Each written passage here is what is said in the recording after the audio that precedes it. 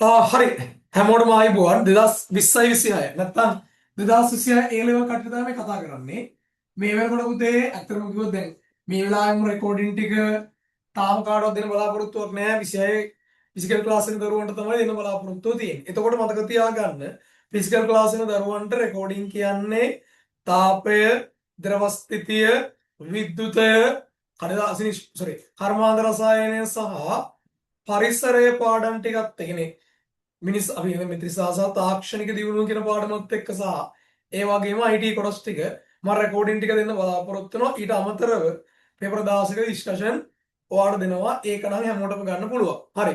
හැමෝම අහගන්නකෝ. මේ 20යි 26 මෙච්චර කාලෙක දැන් ඔයාලා සාමාන්‍යයෙන් ලංකාවේ නමගිය ගුරුවරුන්ගේ රෙකෝඩින් වල එයාලා කරන්නේ සාමාන්‍ය මෙන්න මෙහෙම සිද්ධියක්. සරල ගණන් ටිකක් හදන සංකීර්ණ ගණන් හදන්නේ නැහැ. කලාතුරකින් කෙනෙක් දෙන්නේ සංකීර්ණ ගණන් ටිකක් හදනවා. හැබැයි අපි මුල සිට අගට සියලුම කොටස් සංකීර්ණව සාකච්ඡා කරනවා. ඔයාලට A to Z එකින් එක ඉගෙන ගන්න පුළුවන්.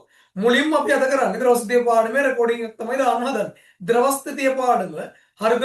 පළවෙනි රෙකෝඩින් එකේ තියෙන පුතේ මතක තියාගන්න ඝනත්වය, සාපේක්ෂ ඝනත්වය, පීඩනය හරිද? ඒ වගේම තමයි ආග්‍රිස් මූලධර්මය සහ ආග්‍රිස් මූලධර්මයෙන් ගන්න සමීකරණ ටික අපි කතා කරනවා. එතකොට ආග්‍රිස් මූලධර්මයෙන් ගන්න සමීකරණ අපි එකින් එක කතා කරනකොට ඔයාට පැහැදිලිව තේරෙවි මොකක්ද මම මේ කරන්න කියලා. හරිද? මුලින්ම පළවෙනි පාර රෙකෝඩින් එක බලන්න. හරි. ඒ පාර මාත් එක්ක දෙවෙනි පාර රෙකෝඩින් එක බලනකොට මාත් එක්ක මේ ගණන් ටික හදාගෙන යන්න. වීඩියෝ එක ස්ටොප් කරලා හොඳට ගණන් ටික හදාගෙන යන්න. ඒතර මේක අනිවාර්යෙන් කොට දාගන්න පුළුවන්. මේකේ තියෙන හැම ගානක් ඔය ආපු කරාද කියලා මම පුද්ගලිකව බලනවා. හරි? අපේ පේපර් පැනල් එකේ ඉන්න අක්කා බලාවි ඔයාලගේ පේපර්ස් ටික සහ කරපු වැඩ ටික. අනිවාර්යෙන් කරන්න ඕන කිසිම ළමයෙකුට නිදාතර කාරණයක් නැහැ. මොකද රෙකෝඩින් ටික පවා දෙන්නේ කාට හරි ටියුට් එකේ තියෙන සංකීර්ණවල හදන්න බැරි නම් හරි ඒකත් එක කරගන්න. මොකද මෙච්චර කාලයක් අපේ ෆිසිකල් ක්ලාස් එකේ කරපු ටිකනේ හදිස්සියවත් මේ මාස 3-4 ඇතුළතදී ඔයාලා හිතනවා හරි ෆිසිකල් ක්ලාස් එකේ කරපුවා දැන් මට තියරි මතක නැහැ කියලා. පුළුවන් හැම පාඩමක්ම රෙකෝඩින් හදලා ඔයාලට දානවා. ඔයාලට දානවා. හරි? ඔයා රෙකෝඩින් හදලා දාගත්තට පස්සේ ඔයා එකින් එක හදා ගන්න. හරි? මතක තියාගන්න. එතකොට ඔයාලට පුළුවන් මේක ලස්සනට කරගන්න. හරි? මතක තියාගන්න. වැදගත්ම කතාවක් නේ. රිසල්ට් එකක් හදන්න නම් කැපවීමක් කරන්න ඕන. හරි. අපි යමු පුතේ ද්‍රව ස්ථිතිය කොටසට. ද්‍රව ස්ථිතිය කොටස. එහෙනම් අපි මුලින්ම ලියන්නේ හරි ද්‍රව ස්ථිති විද්‍යාව.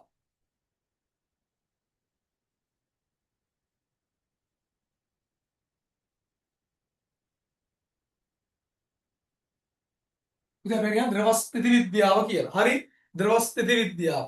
එතකොට මේ ද්‍රව ස්ථිති විද්‍යාව කියන තැන ඉඳන් මම එකින් එක පටන් ගන්නවා. පුතේ මුලින්ම අපට හම්බෙන්නේ ඝනත්වය. ඝනත්වය කියන්නේ හරි හොඳට බලන්න ඝනත්වය සමානයි හරිද පුතේ අපිට මොකක් දෙන්නේ ඝනත්වය සමානයි අපි ලියනවා ස්කන්ධය බෙදීම හරි ස්කන්ධය බෙදීම පරිමාව හරි ස්කන්ධය m නම් පරිමාව v අන්න එතකොට පුතේ ස්කන්ධ ඒකකය කිලෝග්‍රෑම් පරිමාවේ ඒකකය පුතේ ඝන මීටර එහෙනම් ඔයාලට උත්තරයක් එනවා kg m ඍණ 3 ඔන්න ඔහොමයි පුතේ හැදෙන්නේ ඝනත්වයේ ඒකකය ඝනත්වයක පැහැදිලිව පිළිවෙලට තියෙනවා දැන් මේ නෝට් එක හදාගන්න තියෙන ඊට පස්සේ පළවෙනි ආරම්භය ඔතන තමයි තියෙන්නේ හරි දැන් මම කියන්නම් කොහොමද ඝනත්වයක ගානක් හදන්නේ කියලා හරි ඔයාට පළවෙනියෙන් මම ගානක් දෙනවා පිළිවෙලට ලියන්න එක්තරා ද්‍රව්‍යක ස්කන්ධය කිලෝග්‍රෑම් 500ක් වන අතර හරිද එහි පරිමාව ඝන මීටර 0.25 වේ. එසේනම් එහි ඝනත්වය ගණනය කරන්න. හරි? එහි ඝනත්වය ගණනය කරන්න ලියන්න. එහි ඝනත්වය ගණනය කරන්න. අන්න එතකොට මොකක්ද මේ කතාවේ තේරුම? හොඳට අහගන්න. ඔයාලා කරන්න තියෙන මෙන්න මෙම සිද්ධියක්. ඔයා මුලින්ම ලියනවා d සමානයි n බෙදීම v කියලා. එතකොට පුතේ හොඳට අහන්න. හරි මෙයාගේ ස්කන්ධය කිලෝග්‍රෑම් 500යි. ඒ වගේම මෙයාගේ පරිමාව 0.25යි. ඒතර අපි දන්නවා සරලවම කිව්වොත් හරි මේ කැලේ ගහන්න තියෙන්නේ නැත්තම් ඔයාලා අතෙන් හදන්න පුළුවන්. සරලව කිව්වොත් මෙයා 100ෙන් වැඩි කරා මෙයත් 100ෙන් වැඩි කරා 25යි. මෙයා 50000යි. හරි 50000 25න් බෙදුවොත් මෙයා 2යි. හොඳට බලන්න මෙයා 2යි. මෙතන හොඳ කල්පනාවෙන් බැලුවොත් මෙයා 2000යි උත්තරේ එන්නේ. හරි 50000 බෙදුවොත් මෙයා 2000යි උත්තරේ. එතකොට ඔයා තේරුම් ගන්න මෙන්න මේ විදියට සරලවම ඔයාලට ගාන හදන්න පුළුවන්. මෙයා උඩට ගියොත් මොකද වෙන්නේ? ඝන මීටර යට වෙනවා. ඒකයි ඍණ 3ක් දාලා ඔයාලට කියන්නේ. ඍණ 3ක් දාලා ඔයාලට කියන්නේ. හරි? ඔයා ඊළඟ ගානට යන පිළිවෙලකට. හරිද? පිළිවෙලකට අපි ඊළඟ ගානට යන්න. හරි බලමු. හරි ලියන්න මේ ඊළඟ ගාන. ලියන්න එක්තරා ද්‍රව්‍යයක ලියනුද එක්තරා ද්‍රව්‍යයක ඝනත්වය 1500යි කිලෝග්‍රෑම් ඝන මීටරයට වෙයි. ඝන මීටරයට වෙයි. එයින් ඝන මීටර් 30ක් වෙන් කරගත් විට ඝන මීටර් 30ක් වෙන් කරගත් විට ඝන මීටර් 30ක් වෙන් කරගත් විට ඝන මීටර් 30ක් වෙන් කරගත් විට ලියන්න එහි ස්කන්ධය ගණනය කරන්න. එහි ස්කන්ධය ගණනය කරන්න. ඔයා ලියනවා d සමානයි n බෙදීම v නම් ඝනත්වය පුතේ 1500යි කිලෝග්‍රෑම් ඝන මීටරයට නම්.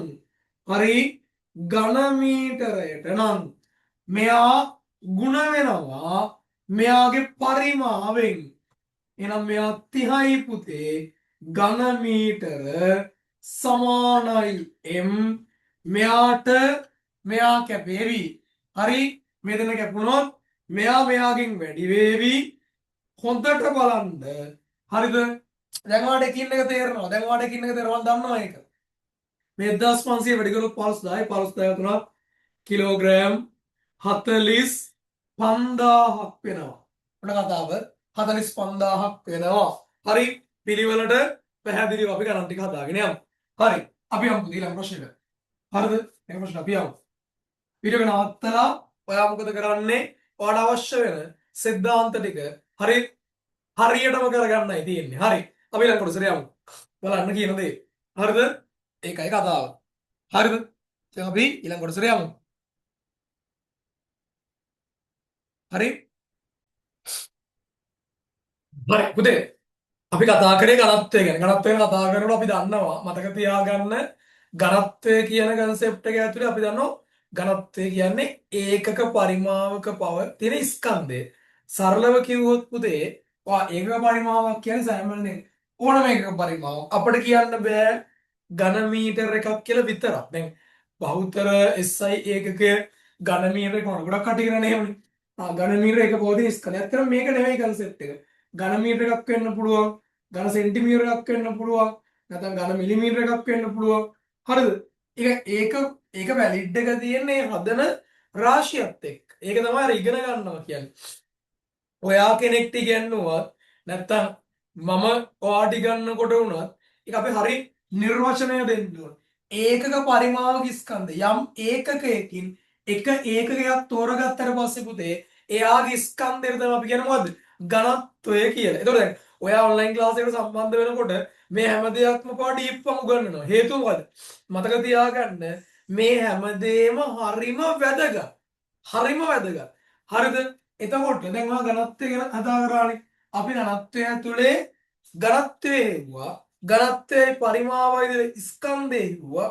දැන් ස්කන්ධය ගැනත් එතන පරිමාව වෙන්න පුළුවන් වෙන්න ඕනේ. එකම සමීකරණ දෙපැත්ත මාරු කියන මෙතන ඇත්තටම මම මේ වගේ සුළු ගණන් හදලා ළමයට මුලින්ම තේරුම් ගන්න පහසුයි. නැත්තම් ඊට වඩා සංකීර්ණ ගැටලු ඕනතරම් සිලබස් එක ඇතුලේ තියෙනවා සහ අපිට ඒවා හදන්න පුළුවන්. ඉතින් අපි ඊළඟ ගානට ලියන මේම එක්තරා ද්‍රව්‍යක ඝනත්වය එක්තරා ද්‍රව්‍යක ඝනත්වය 1500යි කිලෝග්‍රෑම් ඝන මීටරයට වේ. හරිද? ඊට පස්සේ වාලියන්න ස්කන්ධය කිලෝග්‍රෑම් 5ක ස්කන්ධය කිලෝග්‍රෑම් 5ක පරිමාව ගණනය කරන්න. ස්කන්ධය කිලෝග්‍රෑම් 5ක පරිමාව ගණනය කරන්න. ස්කන්ධය කිලෝග්‍රෑම් 5ක පරිමාව ගණනය කරන්න. හරි. නියමයි. ඊළඟට ඔයා පුතේ මොකද්ද කරන්නේ? ඔයා ලියනවා d සමානයි n බෙදීම v කියලා. මෙතන ඝනත්වය 1500යි කිලෝග්‍රෑම් ඝන මීටරයට මෙයාගේ පුතේ ස්කන්ධය අපි දන්නවා කිලෝග්‍රෑම් 5යි. එයාගේ පරිමාව v නම් පුතේ අපිට සිද්ධ වෙනවා මෙයා මෙතෙන්ට ගන්න. හරි. මෙයා 1500යි v මේ පැත්ත සමානයි 5යි.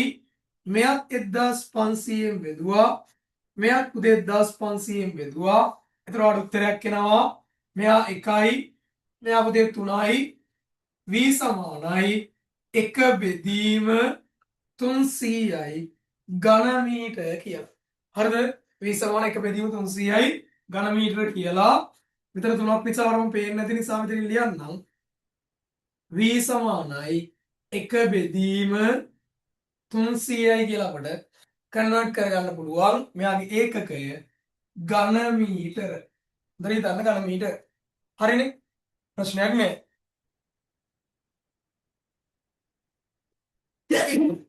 හරි. අපි යමු ඊළඟ පොයින්ට් එකට. ඒක තමයි දැන් ඝනත්වය කියන දේවල් ඉගෙන ගත්තා. හැබැයි මිශ්‍රණයක් ඝනත්ව ගන්නවට පුළුවන් වෙන්න ඕන. ඒකයි වැදගත්ම කතාව.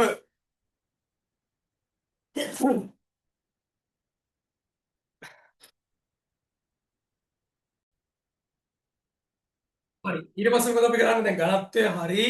ඊට පස්සේ අපි ගත්ත ඊළඟ කොටස පුතේ මිශ්‍රණයක් ඝනත්වය. මොකද මේ මිශ්‍රණයක් ඝනත්වය කියලා කියන්නේ? මිශ්‍රණයක ඝනත්වය කියලා කියන්නේ සලකන ලද ද්‍රව්‍ය දෙකක් අපි කතා කරමු. සලකන ලද යම්කිසි ද්‍රව්‍ය දෙකක් කතා කරොත් ඒ ද්‍රව්‍ය දෙක එකතු වෙලා හදන නව මිශ්‍රණයේ ඝනත්වය අර ආරම්භක ද්‍රව්‍යයන් දෙකේ ඝනත්වය නෙවෙයිනේ. අපි අලුත් ඝනත්වය හදන්නේ කොහොමද? මෙන්න මේක හොඳට අහගන්න. මම උදාහරණයෙන් පැහැදිලි කරලා දෙන්නම්. ඔයාලට කියාවි මෙන්න මේ වගේ දෙයක්. පුතේ හොඳට අහගන්න. අපිට කියනවා එක්තරා ද්‍රව්‍යයක ඝනත්වය 1000යි කිලෝග්‍රෑම් ඝන මීටරයට කියලා. මොන පළවෙනි එක 1000 කිලෝග්‍රෑම් ඝන මීටරයට. තවත් ද්‍රව්‍යයක් තියෙන පුතේ 500යි කිලෝග්‍රෑම් ඝන මීටරයට කියලා. එතකොට මෙන්න මෙයාගෙන් ඝන සෙන්ටිමීටර් 200කුත් හොඳට බලා ගන්න. මම ඝන සෙන්ටිමීටර 400කුත් අරගෙන ඒ දෙන්නගේ මිශ්‍රණයක් හදනවා.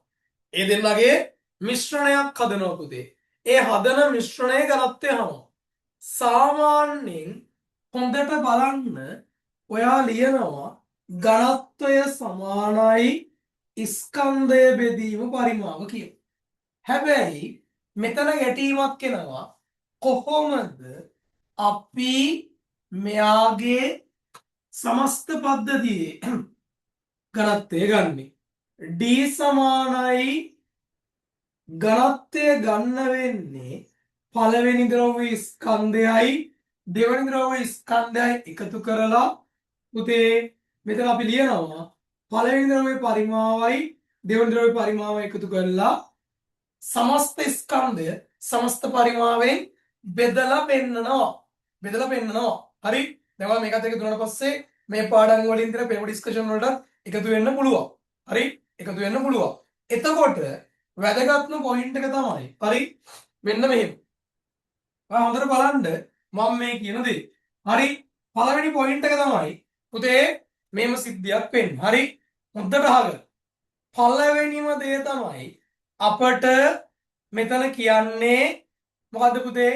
බලන්න කල්පනාවෙන් අපිට ඝනත්වයයි පරිමාවයි දෙක දෙනවා.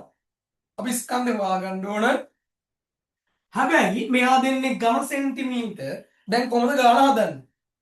හොඳට අහගන්න. පුතේ බලන්න මෙයා d සමානයි n බෙදීම v ලිව්වොත් මෙයා ඝනත්වය 1000යි කිලෝග්‍රෑම් ඝන මීටරයට මෙයා m බෙදීම v කියන්නේ මෙයා 200 වැඩි කිරීම 10 මෙයා මෙහෙට ආවොත් හරි හොඳට බලන්න මෙයා 1000 වැඩි කිරීම 200 ගුණ කිරීම 10 මෙයා m ට සමානයි.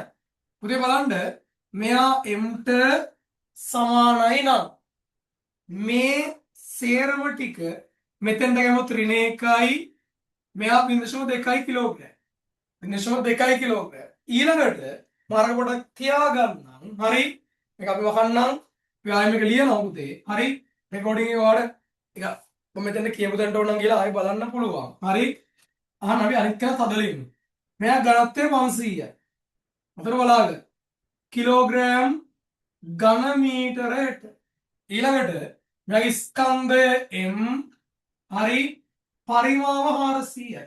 ගුණ කිරීම 10 පුතේ පරිමාව ඝන සෙන්ටිමීටර් දීලා ඔයාලට ඝන මීටර කරන්න ඕන නම් එයා 10 ඍණ 6න් වැඩි කරාම හොඳටම ඇති.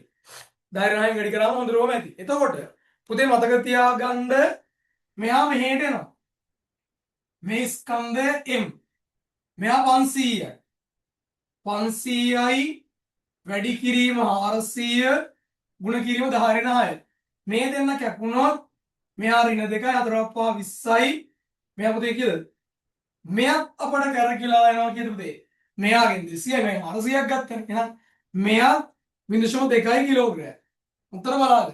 එයා 0.2 කිලෝග්‍රෑම්. එතකොට සමස්ත පද්ධතිය ස්කන්ධය අපි දන්නවා. සමස්ත පද්ධතියේ පරිමාවක් දන්නවා. බලන්න හොඳට. වර්ගයමද? මෙයා අපි හදාගෙන ආවට පස්සේ මෙයා 0.2 කිලෝග්‍රෑම්. මෙයා අපි හදාගෙන ආවම මෙයා 0.2 කිලෝග්‍රෑම්. ඔය දෙන්න මොකද වෙන්නේ? ඔය දෙන්න පුතේ එකතු කරනවා. ඔය දෙන්න එකතු කරාට පස්සේ හරි මතක තියාගන්න මෙයාගේ වැදගත්ම පොයින්ට් එක යනවා. ඒ තමයි පුතේ අපි සමස්ත ඝනත්වය හොයන්නයි හදන්නේ. හරි සමස්ත ඝනත්වය හොයන්නයි යන්නේ. එතකොට බලන්න කොහොමද කරන්න කියලා. හොඳට අහගන්න. අපි දැන් කරන්නේ මොකක්ද? පුතේ අපි හොයාගත්තා මොකක්ද? A කියන ද්‍රව්‍යයේ හරි ස්කන්ධය 0.2 කිලෝග්‍රෑම් එයාගේ පරිමාව 200යි. ඒ වගේම B කියන ද්‍රව්‍ය ස්කන්ධයක් 0.2 කිලෝග්‍රෑම් එයාගේ පරිමාව 400යි ඝන සෙන්ටිමීටර් කියලා. හරි එතකොට මෙයා 400යි ඝන සෙන්ටිමීටර මෙයා පුතේ 200යි ඝන සෙන්ටිමීටර මෙයා 400යි ඝන සෙන්ටිමීටර. ඔතනදී වැදගත්ම දේ තමයි සමස්ත ස්කන්ධය ගන්නේ 0.2 අර පොඩි ළමයින්ට වගේ මේක එකතු කරන්න කියලා ලියන්න මේක තුනන් ලියන්න හරියන්නේ නැහැ. මෙයා බෙදන්න 400යි 200යි 600යි ඝන සෙන්ටිමීටර වලින්. එතකොට මෙයාගෙන් සුළු කරාට පස්සේ ඔයාලට උත්තරයක් එනවද? පුතේ මුලින්ම කරන්නේ මෙයා 10 ඍණ 6න් වැඩි කරලා හොඳට බලන්න. මෙයා ඝන මීටර කරගන්න ඕන. මෙයා පුතේ ඝන මීටර කරගන්න ඕන. මෙයා ඝන මීටර කරගන්නේ ඇයි? පුතේ කිලෝග්‍රෑම් ඝන මීටර උත්තරයක් එන්න ඕන. දැන් සරලවම කිව්වොත් ඔයා මෙතන 600 වැඩි කිරීම 10 ඍණ 6යි ඝන මීටර. මෙයා යනවා හරි මෙයා කැපුණොත් මෙයා ඍණ 4යි මෙයා උඩට ගියොත් පුතේ මෙයා 4000 බෙදීම 6 මෙයා කිලෝග්‍රෑම්. 4000 විදීම 6යි මෙයා කිලෝග්‍රෑම්. ඔයා මතක තියාගන්න මේ වගේ ගණන් එකින් එක හැදෙන්න ඕන. ඒක කෙරෙන්නේ ඔයාට තියෙන හරිද කැපැසිටි එක හදන්න ඒකත් එක්ක පේපර් ඩිස්කෂන් ටිකත් ඔයාලට ඒවි ඔන්ලයින් එකේ ඒ ටික නම් ඔයාලට ගන්න වේවි. හරි ඒකත් එක්ක. හරි මේක තමයි පිළිවෙල. මේක සුළු කරලා පස්සේ පුතේ උත්තරයක් එනවා 44000 විදුවොත් 6න් මෙතන පුතේ අපිට උත්තරයක් කියවි දෙකෙන් කොහොමද 2000 බෙදීම 3යි ඉස්සර 6යි ආපු දෙක ඉදිරි 6යි 18යි ඉස්සර 6යි 6.7 කිලෝග්‍රෑම් ඝන මීටරයට කියලා. ඝන මීටරයට කියලා. ඔන්නෝම තමයි මිශ්‍රණය ඝනත්වය. මේකේ සංකීර්ණ ගණන් ටිකක් තියෙනවා. අපි ඒක ඊළඟට කතා කරන්නයි හදන්නේ. පුතේ මොකක්ද මේ කතාව? අපි හොඳට අහගන්න කියන්නේ. හරි විඩියෝ නවත්තලා ඔයාලට තියෙන්නේ මේක හදාගන්නයි. හරිද? ඒකයි කතාව. එතකොට අපිට එකින් එක කරගන්න පුළුවන්. හරි අන්න එතනයි තියෙන්නේ. හරිද?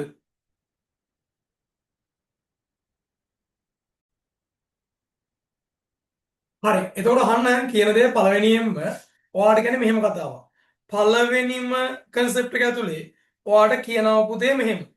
ස්කන්ධය හරි වෙනස් වෙන ද්‍රව්‍ය දෙකක ඝනත්වය දෙනවා. ඒ කියන්නේ මෙන්න මෙහෙමයි ගානේ තියෙන්නේ. හරි? උතර අහගන්න කියන දේ. හරිද? එක්තරා ද්‍රව්‍ය ඝනත්වය D1 වන අතර හරිද? එහි සමාන ස්කන්ධ මිශ්‍ර කළ විට එක්තරා ද්‍රව්‍යයක ඝන කියන ගාන මොනින්ද? එක්තරා ද්‍රව්‍ය ඝනත්වය D1 වන අතර හරි D1 වන අතර තවත් ද්‍රව්‍ය ඝනත්වය D2 වේ. D2 වේ. මෙම ද්‍රව්‍ය දෙකෙන් සමාන පරිමා මිශ්‍ර කරමින් ලියන්න සමාන පරිමා මිශ්‍ර කරමින් ලියන්න සමාන පරිමා මිශ්‍ර කරමින් ලියන්න පුතේ සමාන පරිමා මිශ්‍ර කරමින් නව ලියන්න පුතේ නව සමාන පරිමා මිශ්‍ර කරමින් නව ද්‍රව්‍යයක් සාදනු ලබයි. නව ද්‍රව්‍යයක් සාදනු ලබයි. එම සාධන ද්‍රව්‍යයෙහි ලියන්න ඝනත්වය ගණනය කරන්න. පුතේ මෙහෙමයි. හරි දැන් ඔයාලට ওই පොඩි ගණන් ටික හදලා දැන් ඒ ලෙවල් කොට දාලා දෙන එක ඇත්ත. හරි. හැබැයි මතක තියාගන්න දැන් සාමාන්‍යයෙන් අපි අමාරු ගණන් හදලා ඒ ලෙවල් කොට දාලා දෙන කැම්පස් එක දුර දාන මට්ටමට මේක හැදෙන්න. මොකද නැත්තම් අර අයිලන්ඩ් රෑන්ක් දාපු දරුවොත් එකපා රිපීට් වෙයි කැම්පස් එකේ අර අල වෙනවට වඩා ඒක අර එපා කර ගන්නවට වඩා වටින්නේ කොහොමද පස්තාරයක් අන්නේ කොහොමද පස්තාරක අනුක්‍රමණය අන්තක් ඛණ්ඩය හොයන්නේ මේ දේවල් ගැන පුතේ මාර අවධානයකින් වැඩ කරන්න හේතුව තමයි ඔයාට මේ ලැබෙන අවස්ථාව ලොකු අවස්ථාවක් එතනින් පැනගෙන ඒකත් කරගන්න ඕන. ඇත්තම කිව්වොත් A level වල ඉන්න කැම්පස් එකේ ෆස්ට් ඉයර් එකේම ෆවුන්ඩේෂන් එක වැටෙන්නේ. එතෙන්ට ගියාට පස්සේ ඒක කරගන්න බෑ. ඒකත් වැඩක් නෑ දරු. මතක තියාගන්න. ඔයාට සිද්ධ වෙනවා මේක එකින් එක කරගන්න. මේක එකින් එක කරගන්න සිද්ධ වෙනකොට පුතේ මතක තියාගන්න ඔයාට මේ කරන දේත් එක මාර වැදගත්කමක් එයි. සමහර වෙලාවට ඔය දැන් හසම කියපු දේවල් ඇත්ත නේද කියලා. හරි. මෙතන සමාන පරිමාණ මිශ්‍ර කරනවා කියලායි මම කිව්වේ. සමාන පරිමාණ මිශ්‍ර කරනවා නම් පුතේ අපි කොහොමද කරන්න ඕනේ? හොඳට අහගන්න. සමාන පරිමාණ මිශ්‍ර කරනවා අපි ලියන්නේ මෙන්න මෙහෙමයි පුතේ. හොඳට අහගන්න. හරි. මුලින්ම අපි ලියනවා D1 සමානයි M1 බෙදීම V. හරිද? M1 බෙදීම V. ඊළඟට පුතේ අනිත් එක්කෙනාට ලියනවා D2 සමානයි M1 බෙදීම V. sorry M2 බෙදීම V. ඇයි හේතුව? ද්‍රව්‍ය දෙකක් ඝනත්ව දෙකක් අන්න හැබැයි සමාන පරිමාණ. එතකොට මම කරන්නේ මෙන්න මෙහෙම දෙයක්. මෙයා මෙහෙට ගන්නවා. එතකොට මට ස්කන්ධය එනවා M1 සමානයි D1 V.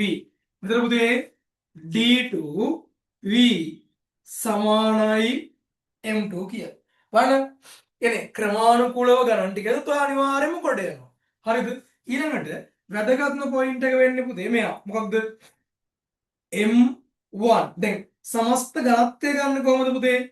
මෙයා D නම් M1 ධන M2 බෙදීම හරි V1 ධන V2 V1 ධන V2 එතකොට ඔයා කරන්න ඕනේ ආදේශ කරොත් හොඳට බලන්න D සමස්ත ඝනත්වය සමානයි කවුද අපි ලියන්නේ D1 V ධන D2V බෙදීම කවුද දෙන්නේ මෙයා 2V හරි එහෙනම් සුළු කරොත් හොඳට බලා ගන්න මෙතන සුළු කරන්නේ අපි යොටින් සුළු කරමු ඊට තියෙනවානේ හරි මෙයා වරන් අතෙන්ට යමු එහෙනම් මෙයා පුතේ D සමානයි කවුද එන්නේ මෙයාගේ V මෙයාගේ V මම එළියට ගත්තා හරිද V එළියේ හරි කවුද එන්නේ හොඳට බලන්න V එළියේ D1 ධන D2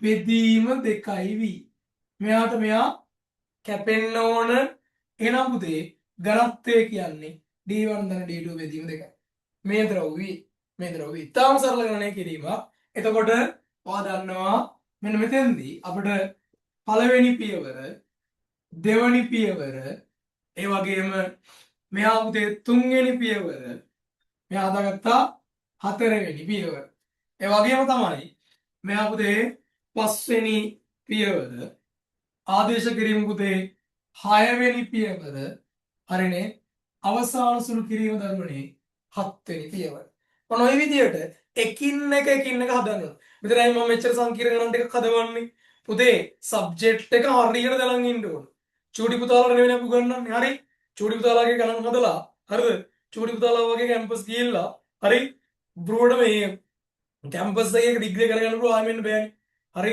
කියන්න තියෙන මෙච්චරයි චූටි පුතාලට ගණන් කියලා දෙන්නේ නැහැ ඒලා ළමයින්ට ගණන් කියන සමහර කෙනෙක් සර්ලා චූටි පුතාලා වගේ හරිද අන්න එකයි ප්‍රශ්නේ තියෙන්නේ හරිද ඔක තමයි ගැටලුව හරි ඔක තමයි ප්‍රශ්නේ ඉතින් අපිට තියෙන්නේ ඒකත් එක තමයි ප්‍රශ්නේ තියෙන්නේ එහෙනම් අපි පළවෙනි හරි පළවෙනි ද්‍රවස්ථිතිය සෙෂන් එක ඉවර කරනවා හරිද ඊළඟ කොටසට ඊළඟට යමු හරි තේරුණානේ ඒකයි කතාව